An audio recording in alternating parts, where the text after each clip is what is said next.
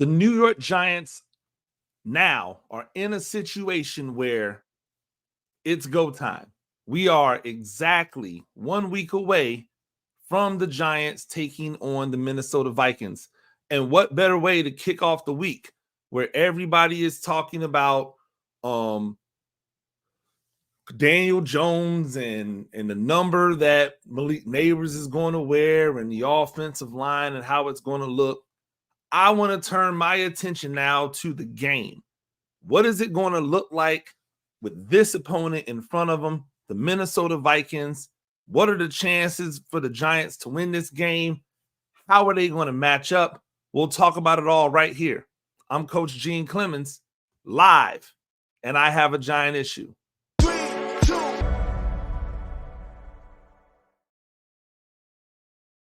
Ladies and gentlemen, welcome back to another edition of A Giant Issue. I am Coach Gene Clemons. Thank you for joining me wherever you were joining me. I really do appreciate it. New York Giants on SI. Make sure that you go there for all of your New York Giants news and information, and make sure that you are liking and subscribing to the New York Giants on SI YouTube channel. That's where you find this show, A Giant Issue, and me.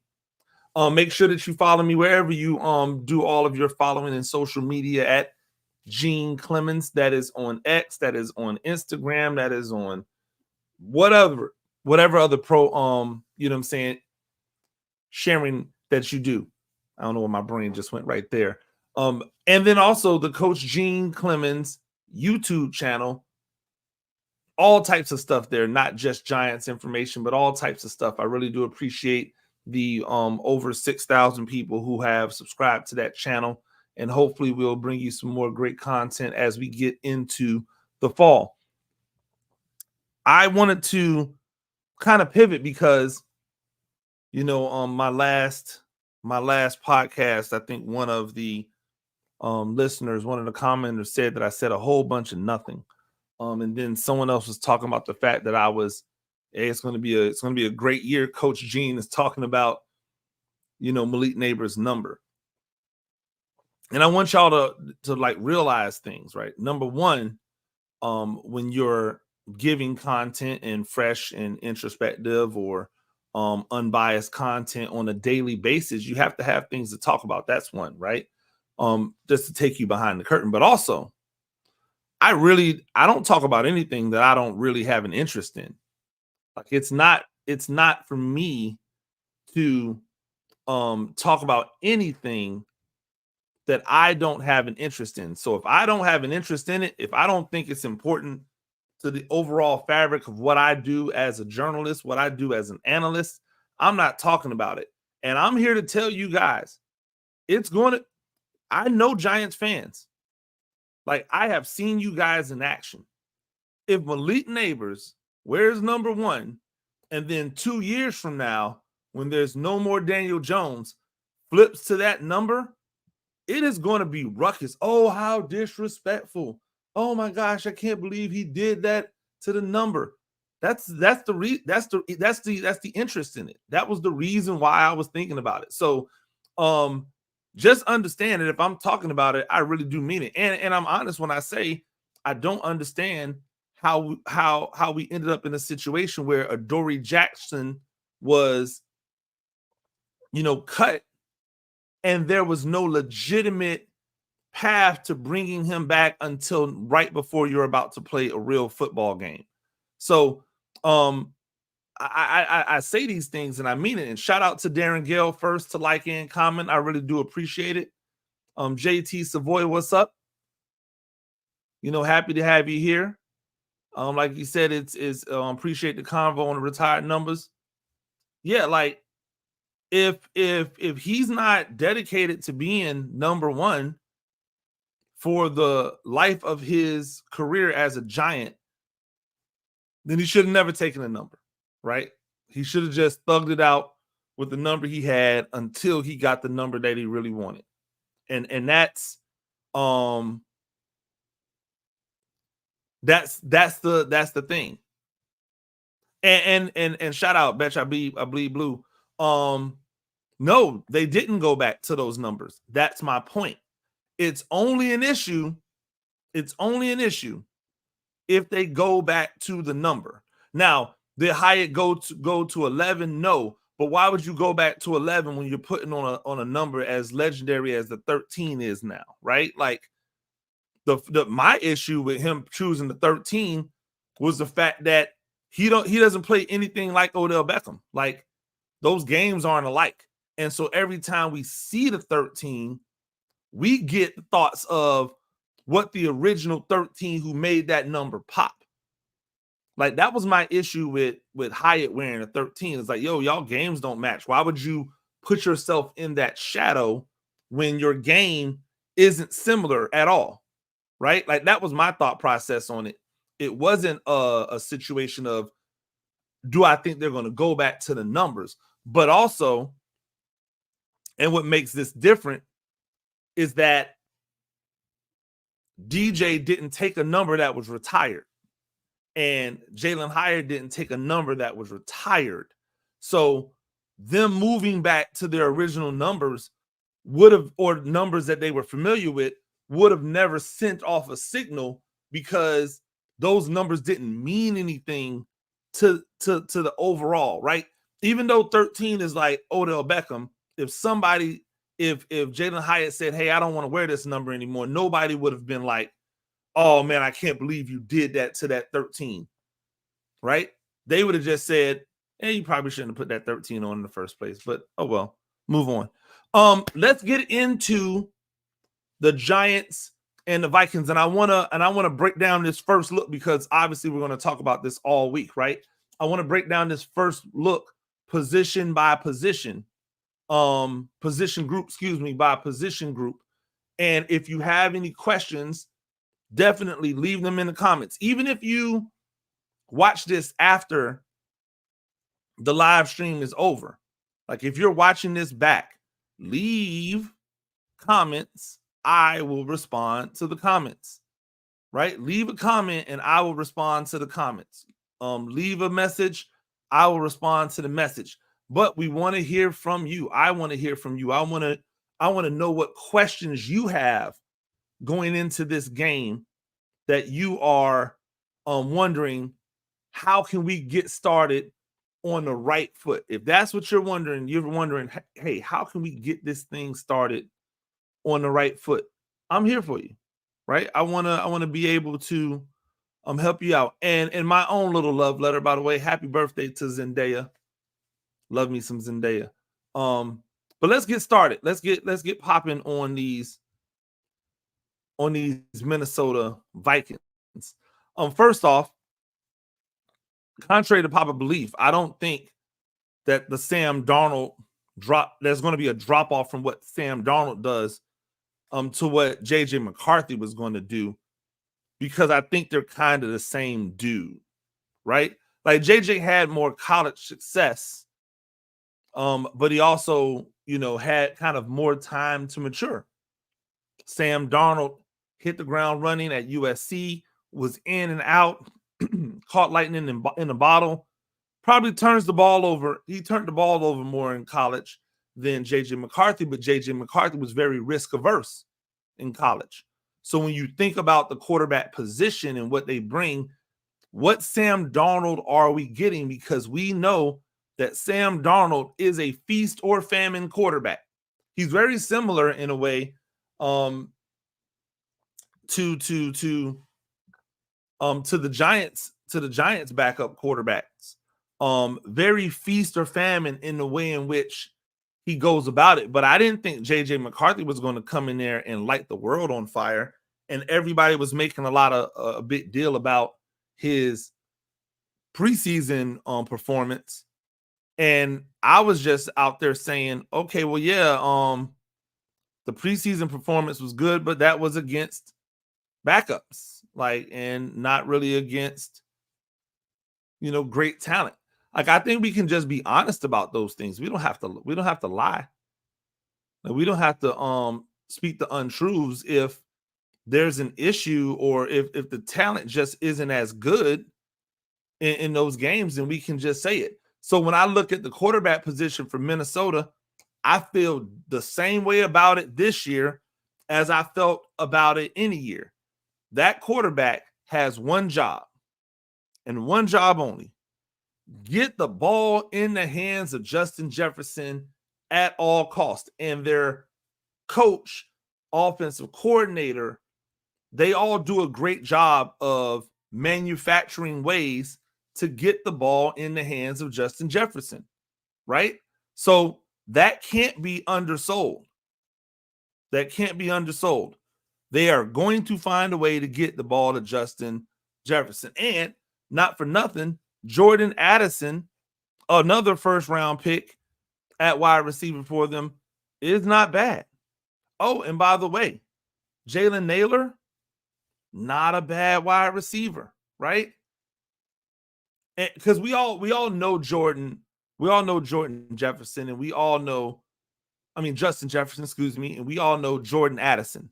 We know that those two guys are legitimate. Jefferson, one of the best in the league, right? Addison, probably one of the better number twos in the league. We don't know a lot about Naylor, but let me be here to tell you, like, Naylor was a good wide receiver at Michigan, right?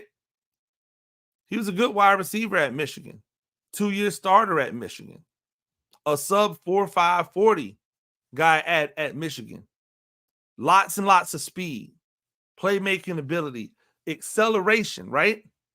What you'll see from Naylor as the number 3 wide receiver, right? Well, you'll see from Naylor as the number 3 wide receiver is a guy who can push the ball vertical, right? He's a guy who's going to be able to push the ball vertical because he has vertical deep threat speed. And that can't be undersold. I think for all intents and purposes,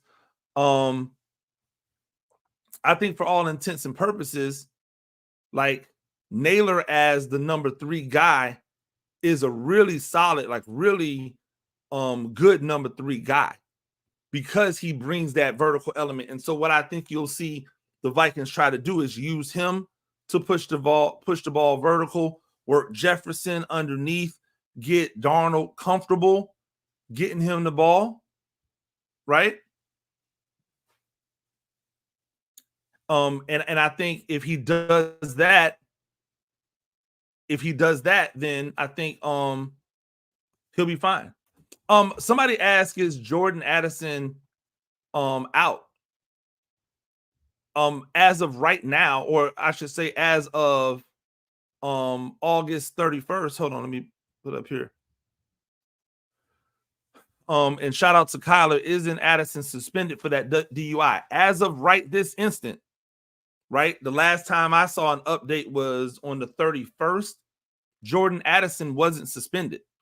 What I did hear was that he was dealing with some lingering ankle issues, but people seem to feel like he would be ready for week 1. So I am not sure.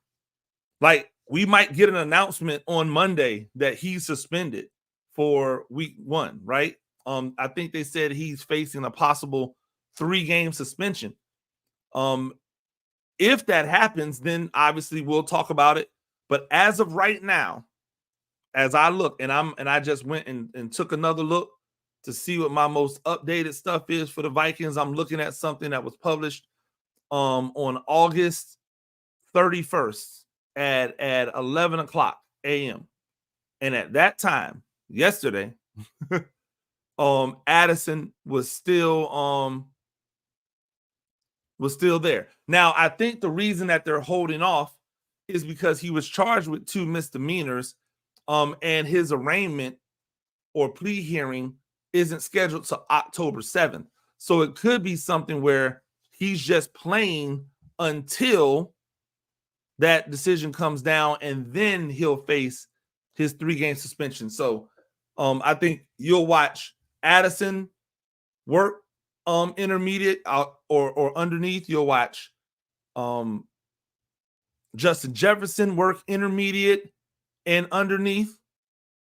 But then also you'll see Naylor be the guy that tries to push the thing vertical so that they'll clear us out. Remember, the Giants are running a zone defense. So those back guys are going to be 20 to 25 yards away. Right? Those Giants are going, those safeties are going to be 20, 25 yards away. And so he's trying to blow the top off them to let those other guys run underneath it, find holes in the zone. So it's going to be really important for the Giants to be mindful of how they try to stretch the defense out. A shout out to Tudo Azuri. Always showing love. Shout out to the rugby crew. Definitely appreciate you guys.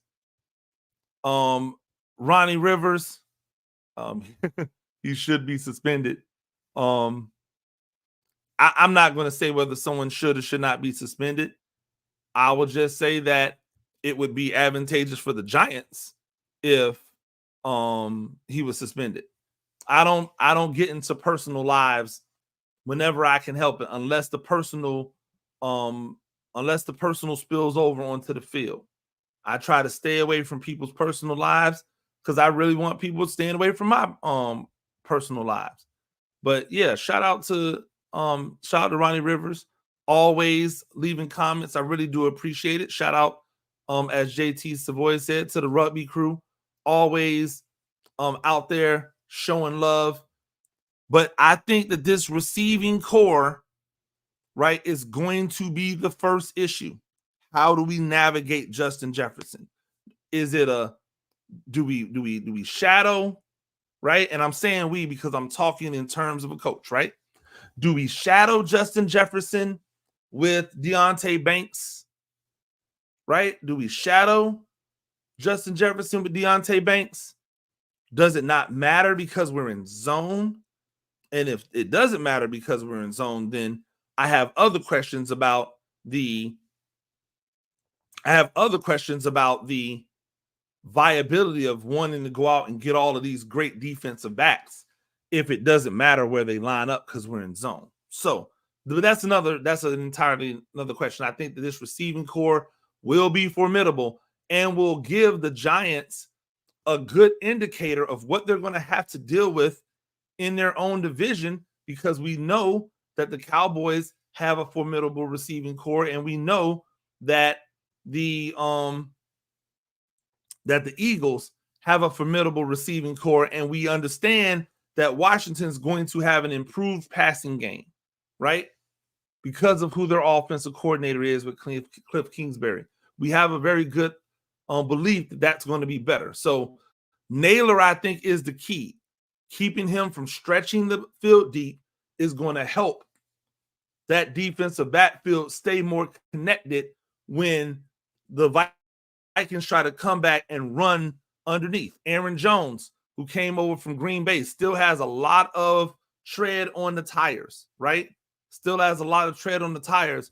According to the depth charts right now, Ty Chandler is the backup, but really Aaron Jones is going to be the issue because he's not only a threat as a runner, but he's a threat as a pass receiver as well. So you can't lose sight for him, right? We can't lose sight when he gets out of the backfield. When he doesn't get the ball, you can't just assume he's going to be a blocker, because there's a chance he might be leaking out into the flats or even running like some short or intermediate route.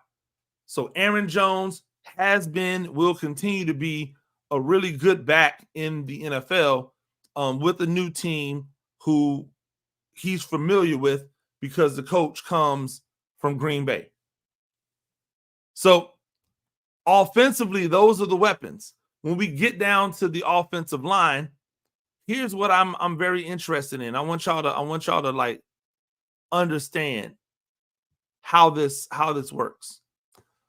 Christian Darrisaw, first round draft pick. Garrett Bradbury, first round draft pick, center. Ed Ingram, second round draft pick, guard. Brian O'Neill, second round draft pick, guard. Blake Brandel is the only non first or second round draft pick on the offensive line. What does that mean to me? That means that getting talent early matters on the offensive line. Trying to find reclamation projects, trying to find dudes who are have upside isn't necessarily the way on the offensive line. Remember that this Vikings team has to protect the assets that they pay a lot of money to. There were quarterbacks getting paid a ton of money, right? There were running backs getting paid a ton of money. And so they've built this offensive line, but they've built it with guys who are like, right, legitimate draft picks.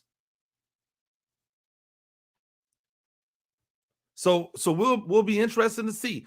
JT says, I think that they'll try and keep things in front of them, not necessarily shadow, maybe double team if they pass off from cornerback. If they're not going to shadow, JT, my response is, if they're not shadowing, then what's the advantage of having a quote unquote cornerback one? Even if I'm in zone, don't I want my best cornerback to be near their best wide receiver? Like, I'm not saying you're wrong. That might be what they do. But if I'm a defensive coordinator, which I have been, I want my best defensive back by or near their best wide receiver. Why? Because they're going to target that wide receiver more, which means that my best defensive back has an opportunity to hopefully do what they do best, which is attack the ball. I don't know. They have to get Adoree up to speed now that we have a new defensive coordinator. Not necessarily, Ronnie, because Adoree Jackson played under this system in Tennessee. He should be very aware of this system from Tennessee, which is, by the way, also another reason why I don't understand why the cutting Adoree Jackson and bringing him back wasn't part of the plan all along. Like, I understand if you had to cut him for cap reasons, but if you were going to bring him back at a lesser number, or if you thought you were going to bring him back at a lesser number, why not get that done earlier so that he could have been in that defensive back room teaching all of these younger defensive backs this system that he's been in before? That was one of my things. That was one of my issues. That was one of the things that I said, yo, I don't really understand why, right? I don't really understand why they didn't do this. That was something I said, because that would just have only made sense to me, right? On something that should be obvious. Something that should be obvious. So I look at it from the standpoint of, hey, you got a defensive back who knows the system. He's in play. He should be in play week 1, Ronnie. I believe he should be. Now, I don't have any information that says he's definitely going to be in play week 1. But I'm saying if he passes all the medicals, if he is in good enough shape, which he should have been keeping himself in because he's a professional, right? Because he's a professional, he should be ready for week 1. JT says, I agree on wanting cornerback 1 to shadow. I'm not sure we can say we have a guy that can keep up all game. Maybe keep it flexible, shadow to start, but be prepared to change gears. Secondary is still young. In 2022, JT, Cordell Flott was out there in a playoff game covering Justin Jefferson. It's 2 years later. It's 2 years later. It's time to show up. Now, I don't know what condition Cordell Flott in, because apparently he's been dealing with injuries and we haven't seen a ton of him. this preseason and training camp. But if Cordell Flott was doing it, then your Deonte Banks, the guy that everyone says is cornerback 1, should be able to do this. But I want to get back to the offensive line, because this offensive line is an offensive line that is full of talented offensive linemen. It doesn't have journeymen all through there. First and second round picks. And so now we're going to find out very quickly what this defensive front is going to be able to do, because I'm telling you, this offense is built to throw the ball around. It's not built to run. It's not built to necessarily even be 50-50. It's built to throw the ball around. Get the ball out the hands quickly. How do we combat in a zone a team that wants to get the ball out quickly? You want to know what happened in that Houston preseason game? Because we were in zone, right? They just catch, step, and fire. And because we were keeping stuff in front of us, right? If I'm putting my coaching hat on, because we're keeping things in front of us, throw,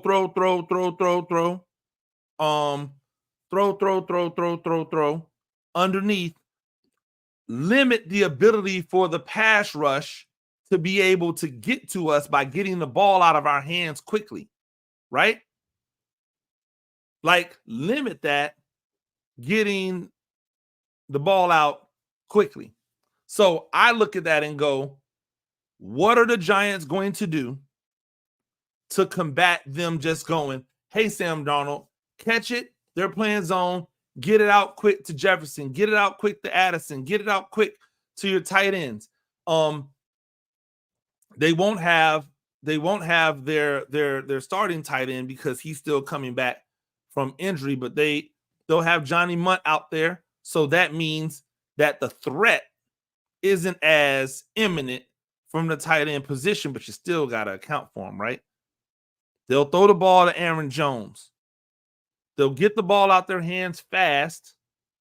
To try to negate the speed rushes from the outside and the ability to bull rush up the middle.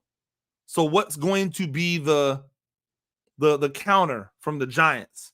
Do they come and play a little bit tighter? Right? Does the zone happen underneath with the safeties over the top? How do they combat it? Do they use more of a sink technique? Like, how are they going to be able to clamp down on the receivers and keep the Minnesota Vikings from doing what the Houston Texans were doing, which was catch, I see an opening, throw it to the opening, get 6 yards, get 7 yards. Okay, you get greedy, boom, we hit you with something a little bit longer. Or you get anxious, not greedy, you get anxious, and we hit you with something a little bit longer. Like, how do they combat that? That's my question. I want to get back to some of the comments. It says, as an LSU fan, I never understood the pick of Flott. It was common to see him get roasted on Saturdays. Yeah, but it was also common to see his athleticism. Like, I'm not denying that at LSU he had some warts, right? But the physical measurables and the athleticism has never been an issue. And we all know that in college, sometimes those college offenses just are difficult to handle because of the way the game is, right? And not for nothing, a lot of people didn't play well on defense at LSU. Even like their vaunted, championship level year, their defense gave up a lot of points. It wasn't like the Florida State year where their defense was lights out. Like the LSU year, they had a lights out offense, and then they had stars on defense. Like, they had guys who were really, really good on defense, but as an overall unit, they weren't shutting people out. But I agree that, and here's what I think. I don't think Flott was ever brought in to play outside. he was supposed to be the nickel cornerback, right? And so somewhere along the lines,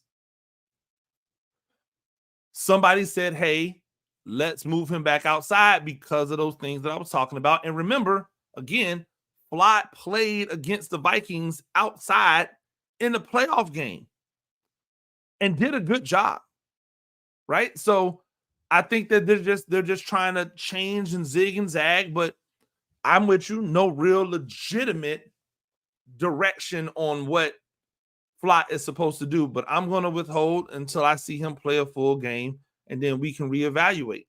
Kyler, what's your thoughts on Dable saying Neal is a right tackle? Makes no sense, bro. Put him next to Thomas. Thomas struggled in the beginning and can coach him.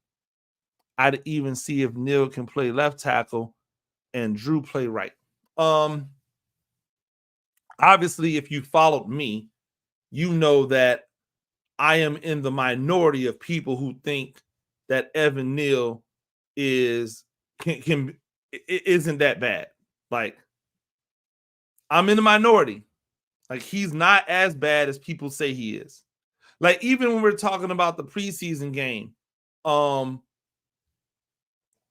even when we saw him in the preseason game, his issue was on one play, and everybody acted as if he was terrible. They just forgot him collapsing the side in the run game. They forgot him holding up and running the guy outside, and then the quarterback being 15 yards in the backfield for some reason. Like, they forgot all of that stuff, and they just focused on his one sack. The one time he got beat outside on a speed rush, because that's his Achilles heel. That's what he has to get better at. He doesn't trust his steps and stay in phase. And so when he opens his shoulders, that allows the speed rusher to turn the corner, right? He has to get better at that. But ultimately, I think if he's not going to start, then there's a mistake, because he either should be starting at right tackle or starting at guard somewhere. That's just my opinion. He is one of the 5 best offensive linemen on this team. Forget the positions. Like, leave the positions out of it. He's one of the 5 best offensive linemen on the team. And because he's one of the 5 best offensive linemen on the team, he should be starting. There's no reason why you get a guy who has that ability to just pancake block people on down blocks, to pull and just obliterate guys, and not find a way to get him on the field somewhere, when your issue has been, we don't move people on the offensive line. Outside of AT, nobody else moves anybody on the offensive line, right? That would have helped. That would have helped. That would have made it possible for Saquon Barkley to have better years on the ground if you had more guys who could move bodies out the way. So if he can't be the right tackle, he should be somewhere else starting. That's my rant. I've been on it for a while. But we'll see what happens, right? We'll see what happens. Javi ATX / Bori. I really believe that we are going to have a better record than last season. DJ just needs to throw the ball and believe in himself. I think you're going to have a better record than last year, because the only reason you had last year's record was because everybody got hurt, right? Like, that's it. That's all it was.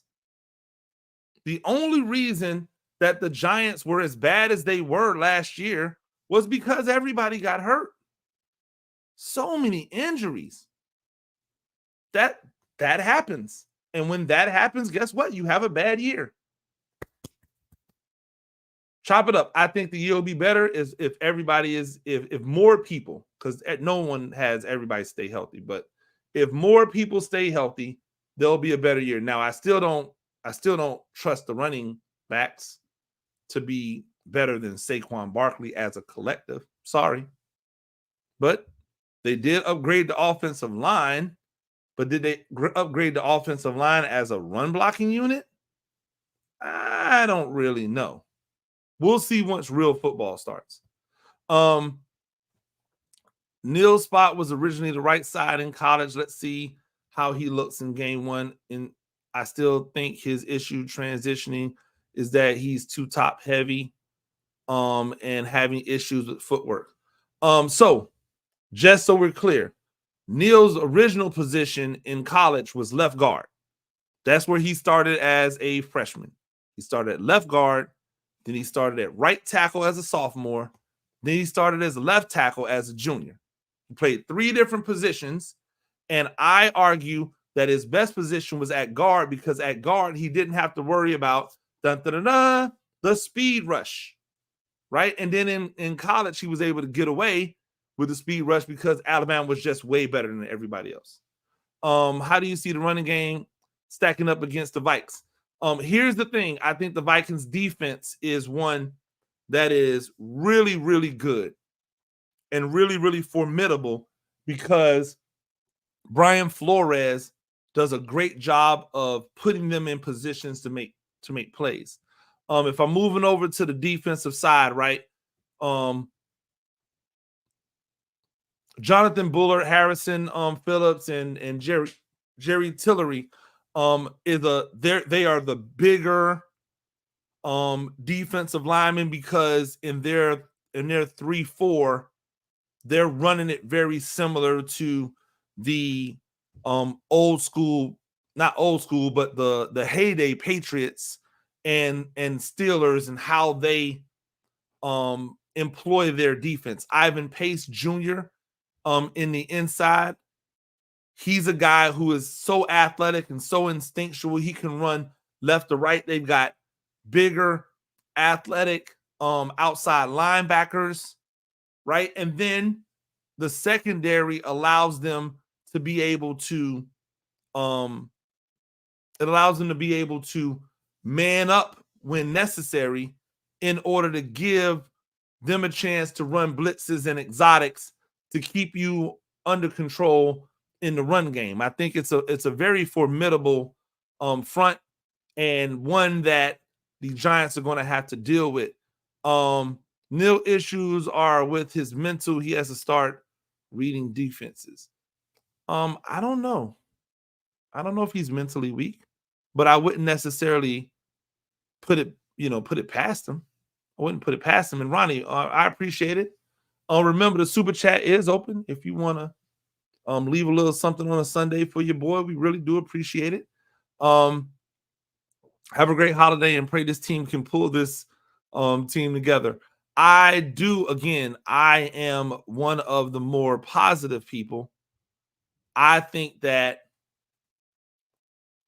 the Giants have an opportunity to be improved from last year because you can't go through that many injuries on a back-to-back basis and not start asking questions of your strength and conditioning, of your health and recovery departments. Like, all of those things will matter if that's the case. Everyone said, hey, shout out to Larry Thomas. Good morning, Larry. Everyone said Adoree quit or didn't put it all on the line for the team. Didn't he get hurt playing in the kick return? Yeah, I don't know other people who said he quit. And if people did say that he quit, then like those people are lames. Those people are lames. There's a lot of things you could say about Adoree Jackson, but one of them is not he's a quitter. Like, one of them is not he's a quitter. And I think a lot of times what happens with guys who have names is that people just assume that they can do everything. When Adoree Jackson came over here, people thought he was going to be this lockdown cornerback who got interceptions and blah, blah, blah, blah, blah. That's not what he did. That's what James Bradberry did. That's what James Bradberry did. James Bradberry was the guy who got interceptions. Adoree Jackson was the guy who got pass breakups, who was just always in the right position, who you could catch slipping sometimes, but for the most part was going to be in the right position, but get pass breakups. Adoree Jackson's never been an interception machine. So when he came to the Giants, people believing that he was going to be an interception machine was something that allowed him to look like he wasn't living up to his contract, but that's not true, right? That's not true at all. And hey, shout out to Larry. We appreciate you, Larry. Always appreciate it. That's not true. It's the same thing that they did with Leonard Williams, right? Leonard Williams came in, and Leonard Williams was a guy who was a well-rounded defensive lineman, could do a lot of stuff, but was not a sack specialist. And then he got to the Giants, and everybody thought they were getting a sack specialist. And I kept saying, no, you're just getting a really, really good defensive lineman. And then he went out there and he was a really, really good defensive lineman. And it was never, people kept saying, oh, he's not living up to his contract. And I'm like, but he's one of the leading tacklers in a 30 front defense where he's playing defensive line. Like, who cares that he's only getting 5 sacks? And then he goes out and gets double-digit sacks one year, and people go back in the next year and go, oh, well, yeah, that was an aberration. Yeah, he's not a sack master. The truth is that Dexter Lawrence isn't a sack master. So what you saw 2 years ago when Dexter Lawrence was making all of these sacks, right? 2 years ago when he was making all of these sacks, people probably just said, oh, this is going to be him now. But now last year when he doesn't make all of those sacks, you see, okay, it's going to depend on how everything else is working around him, whether or not he gets a lot more sacks. But it doesn't mean he's like diminished. It just means that that's not his game per se. Neighbors needs to be careful if he's eyeing number 8. He knows Jones might not be here next year. You can't get a number unretired to change it. I hope he is careful how he handles himself. Me too. That's what I said. I said that last pod. I said that on this pod. I think it's a real legitimate story. I don't think it's something that I'm making up to try to have something to talk about. I think it's really legit. Like I hope that he is all in on being number 1 for the rest of his career. And shout out to Kyler. Appreciate that $1.99, my guy. Remember, anybody, if y'all want to throw something in the super chat, always appreciate it. Always appreciate it. Let's get back to this team. That defensive line is good. The linebacking core again. Ivan Pace Jr., a guy that I thought before, or heck, if I'm being honest, even after, we got Bobby Okereke, I thought he would be a really great get for the Giants. In fact, a lot of the linebacking positions that I have said, hey, I think that this guy would be great for the Giants, have been great in the NFL. It's almost like I know how to like look at talent. Not here to toot my own horn, but I am. Right? I'm not here to toot my own horn, but yeah, kind of sort of am. Right? Like sometimes you just got to keep a spade a spade. You got to call a spade a spade. So that linebacking core is going to be a handful if we're trying to run the ball, right? Because they are instinctive. They are fast. East-west runs are going to be really difficult to get off. The defensive backfield, they play man, right? They'll play man. They'll switch it up. They'll do man zone concepts, but they'll play man. And this is a place where I believe the Giants have an opportunity with their revamped wide receiving core, with their juiced up wide receiving core, putting Malik Neighbors in there to get them on some shots, right? Stephon Gilmore is there as the guy who came over from Dallas, right? Dallas didn't want him. it always goes like, Dallas didn't want you. Who's the guy that's replacing you? Is it that they just didn't want to pay you? Or is it that they saw diminishing returns? So what is Stephon Gilmore week 1? Right? What is he? Shaq Griffin. Shaq Griffin as a cornerback is a guy, right, who has always been athletic. Like, he's always been athletic. He is what should be around the prime of his career at 29 years old, but he's played for some teams, right? He's played for some teams.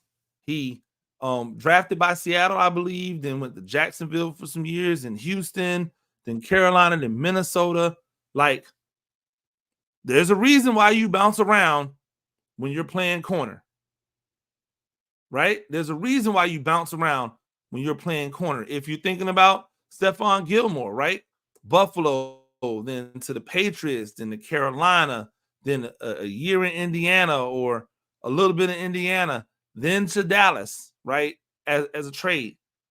And now to Minnesota. It's a lot of places. There's a reason why, even though Stephon Gilmore has a name, there's a reason why you spend time getting around, right? There's a reason why you spend time getting around. I look at that, and that stuff matters to me. Byron Murphy Jr., right? Byron Murphy Jr. is a guy who signed with Arizona, right? He was with Arizona. He's 26 years old, and Arizona just said, nah, we good. A 26-year-old who's been with Arizona that could just come in and be your starter, he was just let go from Arizona for nothing, for a ham sandwich, right? Now, I can't say he can't play, because we both know, or we all know, that the Giants have let defensive backs go who are now balling at other places, or we expect they're going to ball at other places. But I have questions, those type of things. Harrison Smith is one of the best in the business, right? Cameron Bynum as the free safety, right? A former 4th-round pick coming into year number 2. He's already 26. I mean, year number 4. He's already 26 years old. Like, what can he be this year? Like, they have a formidable front 7, but they're the place that I feel like the Giants can really take advantage of him. And I agree with, with SR 92007, whatever. I agree. The place that you could take advantage of them, is in the secondary. Right? Balling in the secondary. I just hope we don't force feed Neighbors. Team already says that they have DJ figured out. We don't need him helping the defense even more. I hope that they don't force feed him, but I hope that the game plan is set up to find ways to get him the ball, if that makes sense. I don't need them to force feed him, which means I don't need that Daniel Jones just makes the decision in the play, oh, I'm just going to go to Malik on this. But I would hope that they would have a plan in place that allows Neighbors to touch the ball early and often, right? Like, if he's your number 1 receiver, and you're saying, well, we've never really had a number 1 receiver, which is some malarkey, but cool. He's your number 1 receiver.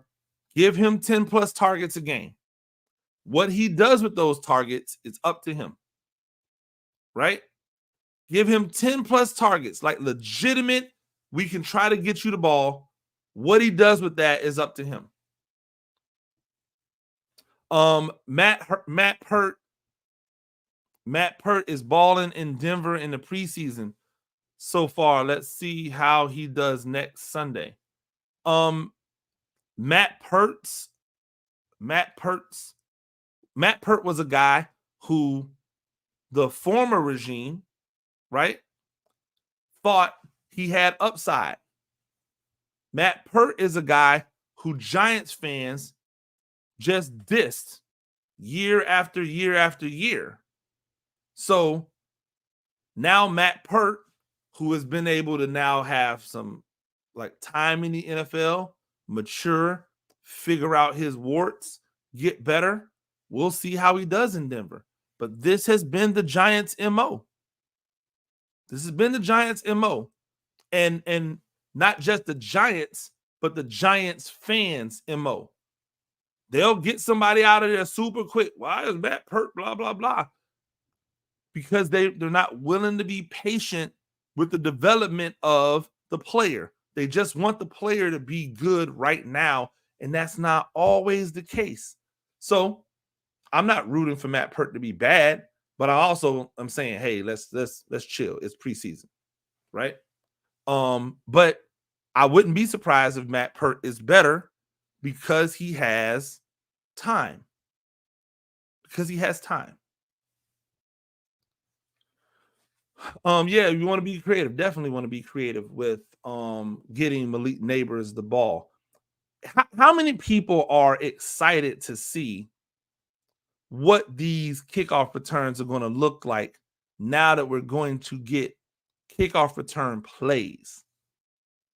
Like, that's the thing that I'm looking forward to seeing. Like, how fun is it going to be to watch the kickoff return when we start being? I mean, maybe it'll just be me because I'm a football nerd, right? Like I like the X's and O's. I like the minutia of the game. But like for me, I want to see the first time they run power or counter, right? Or a blast play. Like, is it going to be a man scheme? Is it going to be a zone scheme? Is it going to be a gap scheme? Who do we see out there on the kickoff return team? Because I've been arguing that you have to now start changing and adjusting the way that you employ your kickoff return team based off of the fact that it's now an offensive play, right? Like, the fact that it's an offensive play now means that you can't just put the normal linebackers and DNs and defensive backs that you might, because those guys just may not know how to block in that type of setting.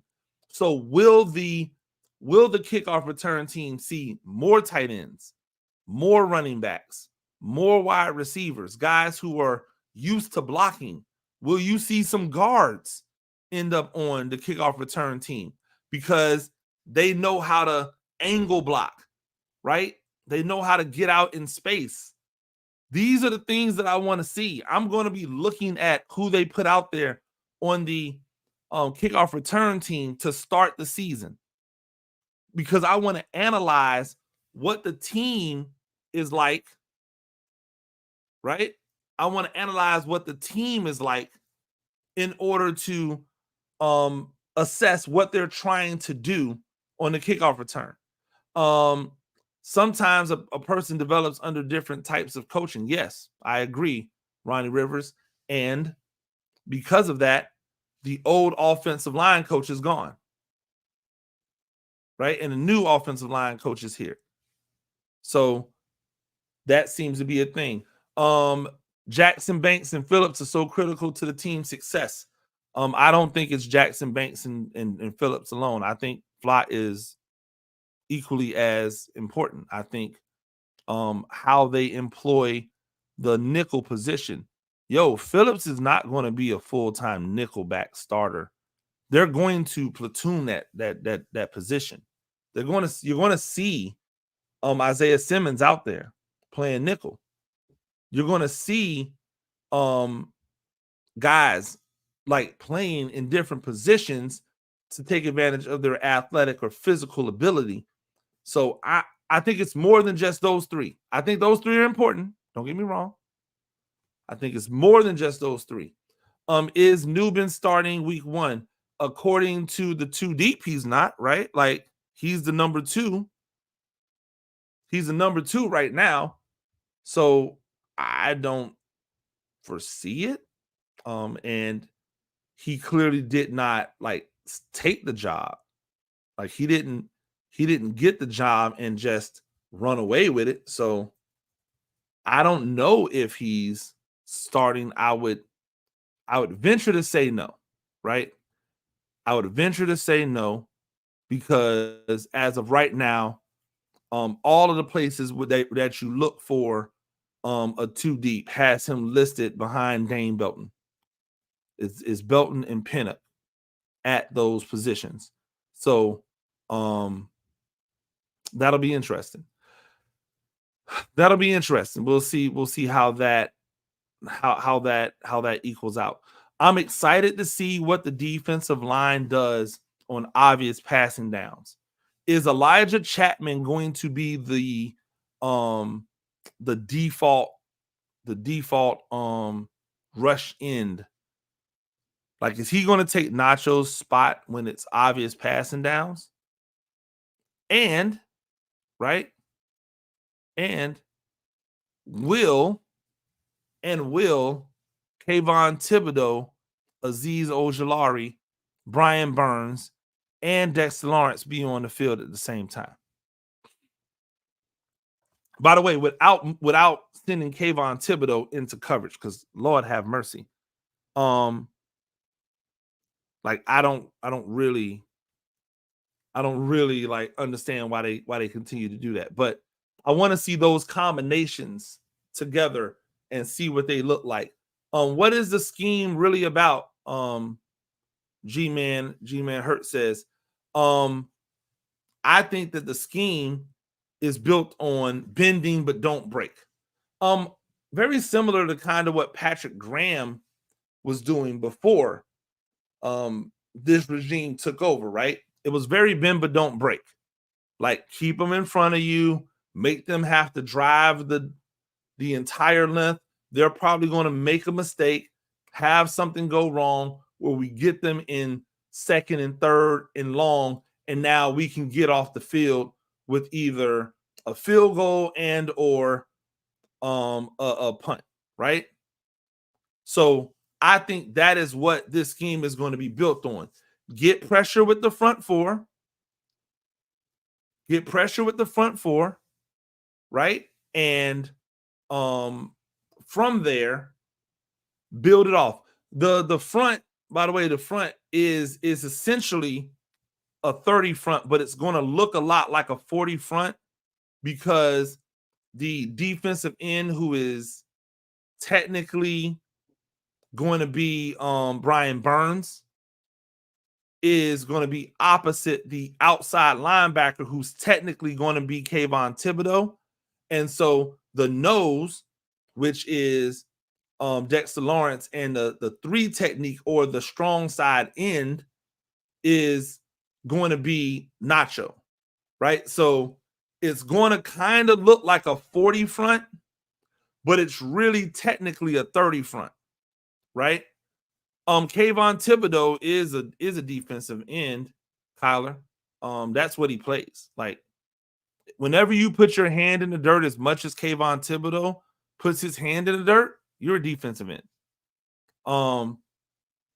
But like they're never going to play.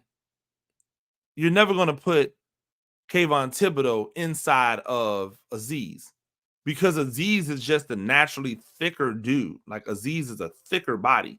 Azeez will come in and possibly play more of like that Nacho role if they wanted to put both of those guys and Burns on the field at the same time.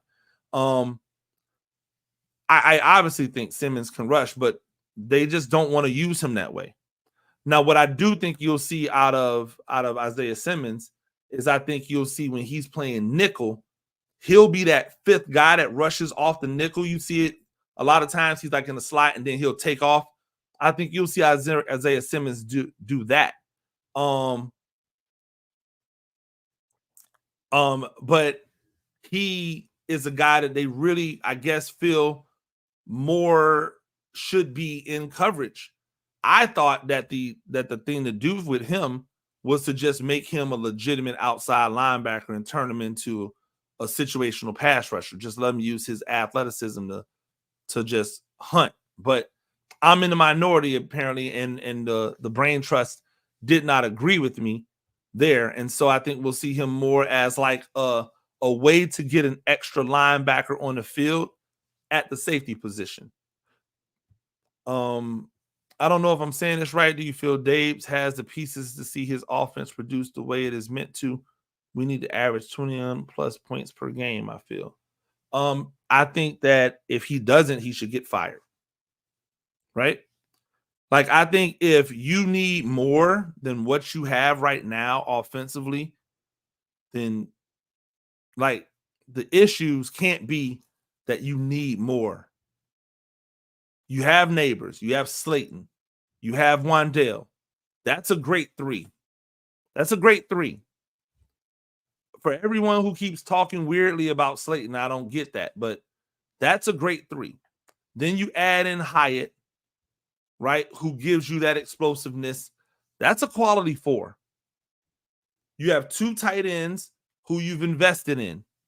I'm sure he had a hand in picking both of those guys, right? Two tight ends who are pass catching 6'5", 6'6", long arm pass catchers who are in run blocking, but are supposed to be like quality pass catching tight ends. So, and then your entire backfield has one guy who just really runs and three guys who are runners who are really more adept at catching. So, like, for a guy like Brian Dable, who I don't think he really wants to run the ball, look at what Buffalo was doing. They weren't really running the ball outside of it, the quarterback. This should 100% be the type of system that, or the type of pieces that he needs to run his system. Now, if you tell me the problem is the trigger man, then I'm going to go, well, that's you guys' fault, right? That's your fault. Because if the only thing that's holding the offense back is the guy pulling the trigger, you had the opportunity to get somebody else in there, and you didn't. You didn't. You had the opportunity to address the quarterback position, and you didn't. You went out and said that you didn't believe that Michael Penix Jr. was as good as the other quarterbacks that got taken, and then he got taken right after you took a wide receiver. So you could have addressed the issue if he wasn't the guy. And I ain't mad that you didn't address it, but now you got to stand on your square. I believe Dable will find success in this offense as long as the trigger man does what he's being asked to do. I honestly do. I honestly do. But if he doesn't, got to look at this coach. Got to look at this GM. Maybe even more, got to look at the GM more than the coach. Right? Because the GM is the one making that final decision. And I still contend, I don't understand how you're putting an offense together and you've got a weapon that wants to be there that's not going to cost a lot of money. 12 million, 13 million, right? Whatever it was, not going to cost you 40 million, 25 million, and you didn't want to pay him, only to watch him go next door and get more money.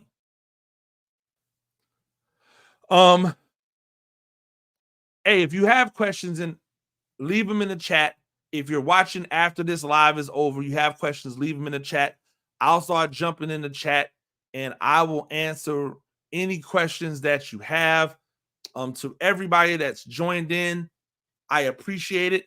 I'm looking forward to the week and hopefully lining up some people to talk about this about this week and this opening game versus the Vikings.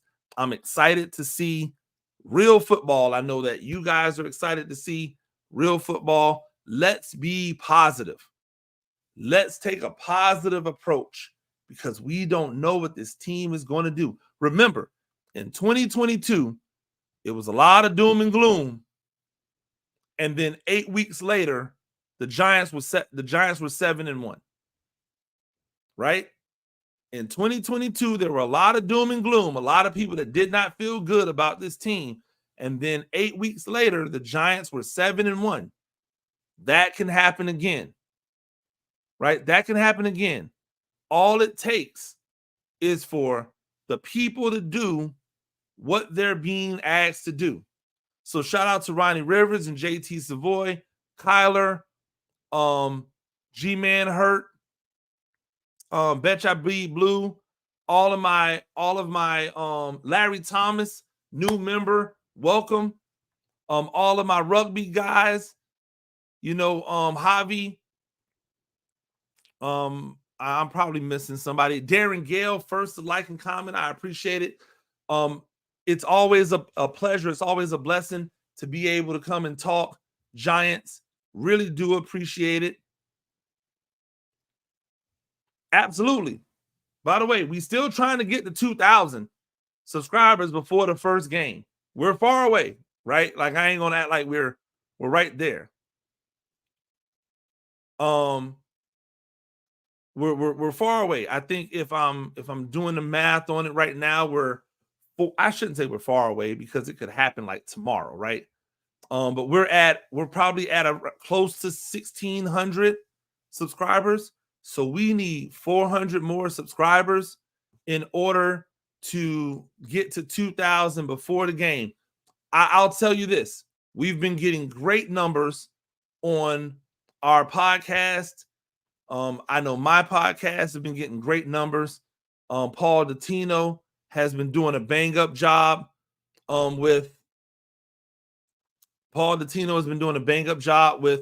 the Big Blue Breakdown.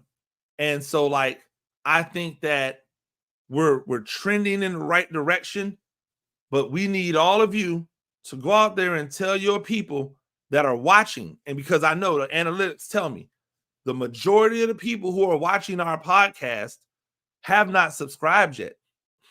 And so tell those people, tell your homeboy before game 1 starts, hey, go ahead and lock in New York Giants on SI so that you can check out a Giant issue with Coach Gene Clemons.